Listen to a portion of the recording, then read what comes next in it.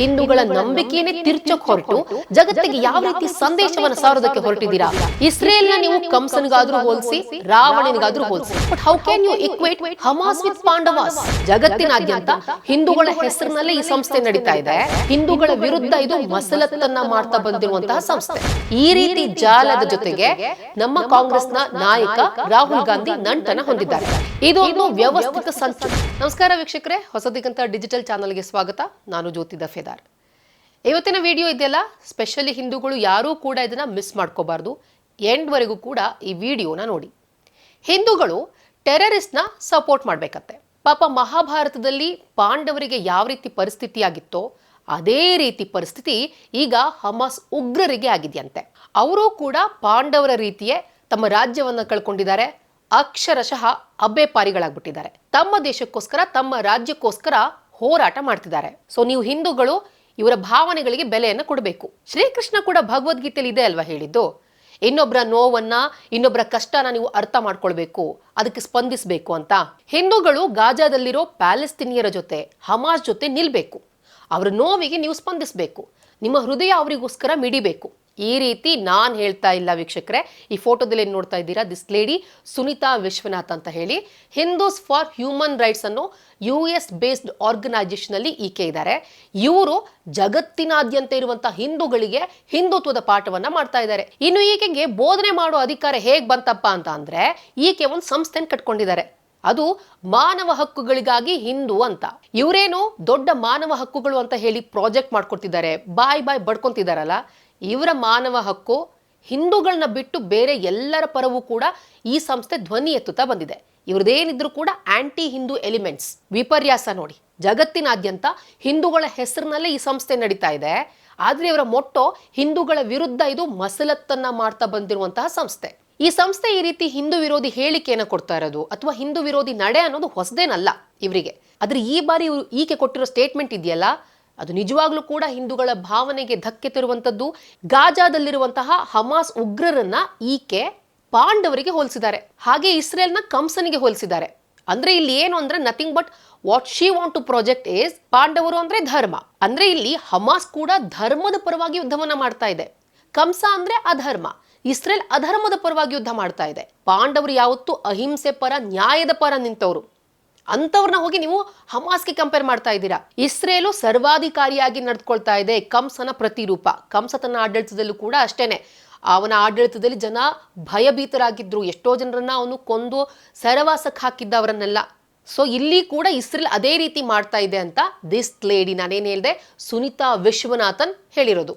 But what Sunita Vishwanath does not understand is, ಪಾಂಡವರು ಯಾವತ್ತೂ ಕೂಡ ಧರ್ಮದ ದಾರಿಯಲ್ಲಿ ನಡೆದವರು. ಅವರು ಧರ್ಮದ ಪ್ರತೀಕ. ಯುದ್ಧ ಭೂಮಿಯಲ್ಲೂ ಕೂಡ ಯಾವತ್ತೂ ಎದುರಾಳಿಗಳಿಗೆ ನೋವು ಕೊಟ್ಟವರಲ್ಲ, ಅವರಿಗೂ ಕೂಡ ಮನಮಿಡಿದವರು. ಶತ್ರುಗಳ ವಿರುದ್ಧ ಅವರಾಗೆ ದಂಡೆತ್ತಿ ಹೋದವರಲ್ಲ. ಕೃಷ್ಣ ಜನ್ಮಾಷ್ಟಮಿ ದಿನ ಸುನೀತಾ ಅವ್ರು ಏನ್ ಹೇಳ್ತಿದ್ದಾರೆ ಅಂದ್ರೆ, ನೀವು ಹಮಾಸ್ ಉಗ್ರರಿಗೆ ಸಿಂಪತಿಯನ್ನ ತೋರಿ, ಜಗತ್ತಿನಲ್ಲಿರುವ ಎಲ್ಲಾ ಹಿಂದೂಗಳು ಕೂಡ. ಹೆಂಗ್ರಿ ನಿಮ್ ಮನ್ಸು ಬರುತ್ತೆ? ಈ ಒಂದು ಥಿಂಕಿಂಗ್ ಲೆವೆಲ್ ಇದೆಯಲ್ಲ, ಅದ್ರ ಬಗ್ಗೆ ಏನ್ ಹೇಳ್ಬೇಕು ಅಂತ ಗೊತ್ತಾಗ್ತಿಲ್ಲ. ಅವರ ರಾಜ್ಯವನ್ನೇ ಕೌರವರು ಕಿತ್ಕೊಂಡ್ರು ಕೂಡ ಪಾಂಡವರು ವನವಾಸ, ಅಜ್ಞಾತವಾಸವನ್ನ ಮುಗಿಸ್ಕೊಂಡು ಬಂದ ತಕ್ಷಣ ಅವ್ರು ಹೇಳಿದ್ದೇನಪ್ಪಾ ಅಂತ ಅಂದ್ರೆ, ನಾವು 5 ಜನ ಇದ್ದೀವಿ, ನಮ್ಗೆ 5 ಹಳ್ಳಿ ಕೊಟ್ಬಿಡು ಸಾಕು, ನೀನೇ ರಾಜ್ಯಭಾರವನ್ನ ಮಾಡ್ಕೋ ಅಂತ ಹೇಳಿ ಕೌರವರಿಗೆ ಹೇಳಿದ್ದು ಪಾಂಡವರು. ಇದು ಪಾಂಡವರ ವಿನಯತೆ.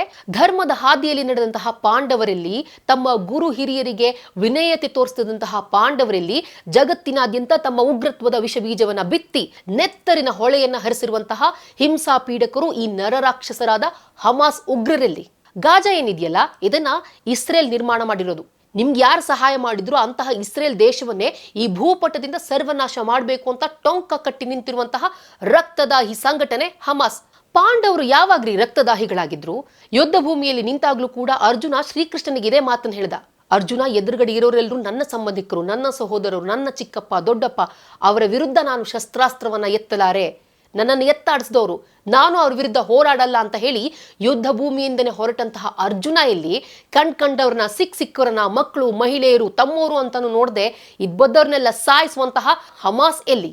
ಯಾವತ್ತೂ ಕೂಡ ಹಿರಿಯರ ಎದುರು ಒಂದು ಮಾತನ್ನು ಆಡದ ಸೊಲ್ಲೆತ್ತದ ಯುಧಿಷ್ಠಿರ ಎಲ್ಲಿ? ಈ ಹಮಾಸ್ ಎಲ್ಲಿ? ಇಡೀ ಪ್ರಪಂಚವನ್ನೇ ತನ್ನ ತೋಳ್ಬಲದಲ್ಲಿ ಬಂದಿಯಾಗಿಸುವಂತಹ ಶಕ್ತಿ ಇದ್ರೂ ಕೂಡ ತನ್ನ ಅಣ್ಣನಿಗೆ ಕೊಟ್ಟ ಮಾತನ್ನ ಉಳಿಸ್ಕೊಳ್ಳೋದಕ್ಕಾಗಿ ಭೀಮ ದುರ್ಯೋಧನನ ಜೊತೆ ಯುದ್ಧ ಮಾಡೋವರೆಗೂ ತನ್ನ ಒಡಲಾಳದಲ್ಲೇ ಕೋಪವನ್ನು ಹೊದಿಕಿಸಿಟ್ಕೊಂಡಿದ್ನಲ್ಲ, ಆ ಬಲ ಭೀಮ ಎಲ್ಲಿ? ಈ ನರ ರಾಕ್ಷಸರು ಹಮಾಸ್ ಎಲ್ಲಿ? ಅಕ್ಟೋಬರ್ 7ನೇ ತಾರೀಕು ಮಕ್ಕಳು, ಮಹಿಳೆಯರು, ಅಮಾಯಕರು, ವೃದ್ಧರು ಅಂತಾನು ನೋಡದೆ ಇಸ್ರೇಲ್ ಮೇಲೆ ಸಾವಿರಾರು ಮಿಸೈಲ್ಗಳನ್ನ ಹಾರಿಸಿ ಆರ್ಭಟ ತೋರಿಸಿದ್ರಲ್ಲ, ಸಿಕ್ಕವ್ರನ್ನೆಲ್ಲ ಒತ್ತೆಯಾಳುಗಳನ್ನಾಗಿ ಮಾಡ್ಕೊಂಡ್ರಲ್ಲ, ಜೀಪ್ನಲ್ಲಿ ಹೆಣ್ಮಕ್ಳನ್ನ ದರ ಅಂತ ಹೇಳ್ಕೊಂಡು ಹೋಗಿ ಬೀದಿಲೆ ಅವರ ವಿರುದ್ಧ ದೌರ್ಜನ್ಯ ಮಾಡಿದ್ರಲ್ಲ, ಅಂತ ಹಮಾಸ್ ಎಲ್ಲಿ? ಹೆಣ್ಮಕ್ಳು ಅಂದ್ರೆ ಕೈ ಎತ್ತಿ ಮುಗಿಯುವಂತಹ, ಗೌರವಿಸುವಂತಹ ಸಂಸ್ಕೃತಿ ಇರುವಂತಹ ಪಾಂಡವರು, ನಮ್ಮ ಶ್ರೀಕೃಷ್ಣ ಎಲ್ಲಿ? ಸುನಿತಾ ಅವರು ಇಲ್ಲಿ ಮಾಡಿರುವಂತದ್ದು ಕಂಪ್ಲೀಟ್ಲಿ ಮಿಸ್ಗೈಡ್, ಮಿಸ್ರಿಪ್ರೆಸೆಂಟೇಷನ್.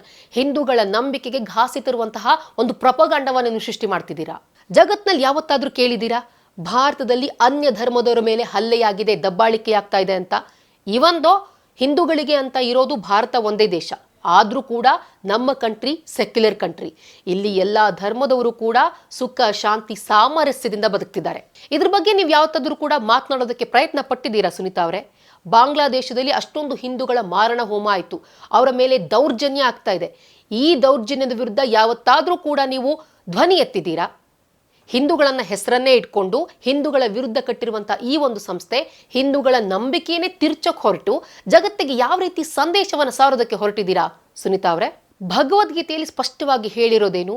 ಧರ್ಮದ ರಕ್ಷಣೆಗಾಗಿ ನೀನು ಟೊಂಕ ಕಟ್ಟಿ ನಿಲ್ಲು, ಪಣ ತೊಟ್ಟಿ ನಿಲ್ಲು. ಧರ್ಮಕ್ಕೆ ಚ್ಯುತಿ ಬಂದಾಗ ನೀನು ಕಂಕಣಬದ್ಧನಾಗಿ ಧರ್ಮವನ್ನ ಕಾಪಾಡಬೇಕು ಅಂತ ಶ್ರೀಕೃಷ್ಣ ಭಗವದ್ಗೀತೆಯಲ್ಲಿ ಸಾರಿದ್ದ. ಯಾವುದು ಧರ್ಮ? ನ್ಯಾಯ ನೀತಿಯ ಮಾರ್ಗದಲ್ಲಿ ನಡೆಯೋದು ಧರ್ಮ. ಆದ್ರೆ ಹಮಾಸ್ಗೆ ಯಾವುದ್ರಿ ಧರ್ಮ? ಹಮಾಸ್ ಗೆಲ್ಲಿದೆ ನ್ಯಾಯ ನೀತಿ. ಇಸ್ರೇಲ್ನ ನೀವು ಕಂಸನಿಗಾದ್ರೂ ಹೋಲಿಸಿ, ರಾವಣನಿಗಾದ್ರೂ ಹೋಲಿಸಿ, I don't bother about it. But how can you equate Hamas with Pandavas? ಇದು ಕುಚೋದ್ಯ, ಕುಚೇಷ್ಟೆ, ಕುತಂತ್ರ. ಜಗತ್ತಿನಲ್ಲಿರುವ ಅನೇಕ ಸಂಸ್ಥೆಗಳು ಇದೇ ರೀತಿ ಹಿಂದೂ ವಿರೋಧಿ ನಡೆಯನ್ನ ತೋರಿಸ್ತಾ ಇದೆ. ಆ ಸಂಸ್ಥೆಗಳಲ್ಲಿ ಇದು ಕೂಡ ಒಂದು. ಇದನ್ನ ನಾವು ಇಗ್ನೋರ್ ಮಾಡ್ಬೋದಿತ್ತು, ಅವ್ರು US ಅಲ್ಲಿ ಹೇಳಿದ್ದಾರೆ ಅಂತ. ಅಲ್ಲ, ಇವರು ಭಾರತದಲ್ಲೇ ಇರುವಂತಹ ದಿ ವೈರ್ ಅನ್ನೋ ಒಂದು ಹಿಂದೂ ವಿರೋಧಿ ಇರುವಂತಹ ಪ್ರೊಪಗಂಡ ಇರುವಂತಹ ಒಂದು ವೆಬ್ಸೈಟ್ಗೆ ಆರ್ಟಿಕಲ್ನ ಬರೆದಿದ್ದಾರೆ. ಇಂತಹ ಶಕ್ತಿಗಳು ಕೇವಲ ಭಾರತದ ಹೊರಗಡೆ ಮಾತ್ರ ಇಲ್ಲ, ಭಾರತದ ಒಳಗಡೆ ಕೂಡ ತಮ್ಮ ಕಬಂದ ಬಾಹುಗಳನ್ನ ಚಾಚ್ಕೊಂಡಿದ್ದಾರೆ. ಇನ್ನು ಈ ಸುನಿತಾ ವಿಶ್ವನಾಥ್ ಯಾರು ಅಂತ ಅಂದ್ರೆ, ನಮ್ಮ ಭಾರತದಲ್ಲಿ ಹೇಗೆ ತುಕಡೆ ಗ್ಯಾಂಗ್ ಇದೆ, ಮಾತೆತ್ತರೆ ಭಾರತ ವಿರೋಧಿ ಹೇಳಿಕೆಗಳೇನು ಕೊಡ್ತಿರ್ತಾರಲ್ಲ, ಅದೇ ರೀತಿ ತುಕಡೆ ಗ್ಯಾಂಗ್ ಅಮೆರಿಕದಲ್ಲಿದೆ. ಈ ಅಮೆರಿಕದಲ್ಲಿರುವಂತಹ ತುಕಡೆ ಗ್ಯಾಂಗ್ನ ಸದಸ್ಯ ಇವರು ಹಿಂದೂಸ್ ಫಾರ್ ಹ್ಯೂಮನ್ ರೈಟ್ಸ್ ಆರ್ಗನೈಸೇಷನ್ನ ಸಹ ಸಂಸ್ಥಾಪಕಿ. 2019ರಲ್ಲಿ ಈ ಸಂಸ್ಥೆಯನ್ನ ಹುಟ್ಟು ಹಾಕಲಾಯಿತು. ವಿಪರ್ಯಾಸ ಅಂತ ಅಂದ್ರೆ ಹಿಂದೂಗಳ ಹಕ್ಕಿಗಾಗಿ ಹೋರಾಟ ಮಾಡುವಂತ ಈ ಸಂಸ್ಥೆಯನ್ನ ಹುಟ್ಟು ಹಾಕಿದ್ದು 2 ಮುಸ್ಲಿಂ ಸಂಘಟನೆಗಳು. ಇದು unfortunate. And very interesting fact ಏನಪ್ಪಾ ಅಂತ ಅಂದ್ರೆ, ರಾಹುಲ್ ಗಾಂಧಿಯ ಆಪ್ತ ಬಳಗದಲ್ಲಿ ಈಕೆ ಗುರುತಿಸಿಕೊಂಡಿದ್ದಾರೆ.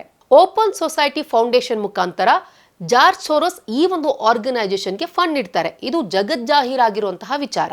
ಇಂಥ ಲೆಫ್ಟ್ ಲಿಬರಲ್ ಮೈಂಡ್ ಸೆಟ್ನವ್ರ ಜೊತೆ ಸೇರಿ ಈಕೆ ಹಿಂದೂಸ್ ಫಾರ್ ಹ್ಯೂಮನ್ ರೈಟ್ ಅನ್ನೋ ಆರ್ಗನೈಸೇಷನ್ ಹುಟ್ಟು ಹಾಕಿದ್ರು. 2023ರಲ್ಲಿ ಈಕೆಯ ಟ್ವೀಟ್ ಅಕೌಂಟ್ನ ಬ್ಲಾಕ್ ಮಾಡಲಾಗಿತ್ತು. ಯಾಕಂದ್ರೆ ಅಮೆರಿಕಾದಲ್ಲೇ ಕುತ್ಕೊಂಡು ಭಾರತದಲ್ಲಿ NRC ಕಾಯ್ದೆಯನ್ನು ಜಾರಿಗೆ ತರಕ್ಕೆ ಹೊರಟಿದ್ರಲ್ಲ, ಇದ್ರ ಬಗ್ಗೆ ಇಲ್ಲ ಸಲ್ಲದ ವದಂತಿಗಳನ್ನ ಈಕೆ ಹರಡಿದ್ರು. ಕಾಶ್ಮೀರದಲ್ಲಿರುವಂತಹ ಮುಸ್ಲಿಮರಿಗೆ ಇದರಿಂದ ಅನ್ಯಾಯ ಆಗುತ್ತೆ, ಮುಸ್ಲಿಮರನ್ನ ದೇಶದಿಂದ ಓಡಿಸಲಾಗುತ್ತೆ ಅಂತ ಹೇಳ್ಕೊಂಡು ಇಲ್ಲದೇ ಇರುವಂತಹ ಮಾಹಿತಿನ ಹಂಚ್ಕೊಂಡಿದ್ರು. ಈ ಒಂದು ಕಾರಣಕ್ಕಾಗಿ ಈಕೆಯ ಟ್ವೀಟ್ ಅಕೌಂಟ್ನ ಬ್ಲಾಕ್ ಮಾಡಲಾಗಿತ್ತು. ರಾಹುಲ್ ಗಾಂಧಿ ಅಮೆರಿಕಕ್ಕೆ ಹೋದಾಗ ಯಾವುದೇ ಕಾರ್ಯಕ್ರಮವಾಗ್ಲಿ ಆ ಕಾರ್ಯಕ್ರಮವನ್ನ ಸಂಘಟನೆ ಮಾಡೋದು ಸುನಿತಾ ವಿಶ್ವನಾಥ್. ಈ ರೀತಿ ಜಾಲದ ಜೊತೆಗೆ ನಮ್ಮ ಕಾಂಗ್ರೆಸ್ನ ನಾಯಕ ರಾಹುಲ್ ಗಾಂಧಿ ನಂಟನ ಹೊಂದಿದ್ದಾರೆ. ಸದಾ ಭಾರತದ ವಿರುದ್ಧ ದ್ವೇಷಕಾರೋ, ಹಿಂದೂ ಪುರಾಣಗಳ ವಿರುದ್ಧ ವಿಷಕಾರುವಂತಹ ಇಂಟರ್ನ್ಯಾಷನಲ್ ಲೆಫ್ಟ್ ಲಿಬರಲ್ಗಳ ಜಾಲದಲ್ಲಿರುವಂತಹ ಸುನಿತಾ ಅಂತವರನ್ನೇ ರಾಹುಲ್ ಗಾಂಧಿ ಭೇಟಿಯಾಗೋಕೆ ಹೋಗ್ತಿರ್ತಾರೆ. ಅವರು ಕೊಡುವಂತಹ ಹಿಂದೂ ದ್ವೇಷಿ ಭಾಷಣಗಳನ್ನ, ಅವರು ಕೊಡುವಂತಹ ಒಂದು ಭಾರತ ವಿರೋಧಿ ಹೇಳಿಕೆಗಳನ್ನ, ಆ ಇನ್ಪುಟ್ಸ್ಗಳನ್ನ ತಮ್ಮ ತಲೆಯಲ್ಲಿ ಹಾಕೊ ಭಾರತಕ್ಕೆ ಬಂದು ತಾವೊಂದು ಪ್ರಖಂಡ ಪಂಡಿತರ ರೀತಿ ರಾಹುಲ್ ಗಾಂಧಿ ಮಾತನಾಡ್ತಾರೆ. ಹಿಂದೂ ವಿರೋಧಿಯಾಗಿರುವಂತಹ ಸುನಿತಾ ವಿಶ್ವನಾಥ್ ಅವರು ಭಗವದ್ಗೀತೆಯನ್ನ ಹಮಾಸ್ನ ಹೋಲಿಕೆ ಮಾಡಿ ಕೀಳು ಮಟ್ಟದ ಹೇಳಿಕೆಯನ್ನು ನೀಡಿದ್ದಾರೆ. ಈ ರೀತಿ ಇರುವಂತಹ ವ್ಯಕ್ತಿತ್ವ ಇರುವಂತಹ ಇಂತಹ ವ್ಯಕ್ತಿಗಳ ಜೊತೆಗೆ ರಾಹುಲ್ ಗಾಂಧಿ ನಂಟನ್ನ ಹೊಂದಿರೋದು, ಸಂಪರ್ಕವನ್ನ ಹೊಂದಿರೋದು ನಿಜಕ್ಕೂ ಕೂಡ ಒಂದು ಯೋಚಿಸಬೇಕಾದ ಸಂಗತಿ, ಅದೊಂದು ವಿಪರ್ಯಾಸದ ವಿಚಾರ. ಈ ವಿಡಿಯೋ ಇಷ್ಟ ಆದಲ್ಲಿ ಲೈಕ್ ಮಾಡಿ, ಶೇರ್ ಮಾಡಿ, ಕಮೆಂಟ್ ಮಾಡಿ. ಹಾಗೆ ಹೆಚ್ಚಿನ ಡಿಜಿಟಲ್ ಕಂಟೆಂಟ್ಗಾಗಿ ನಮ್ಮ ಹೊಸ ದಿಗಂತ ಡಿಜಿಟಲ್ ಚಾನಲ್ನ ಸಬ್ಸ್ಕ್ರೈಬ್ ಮಾಡಿ.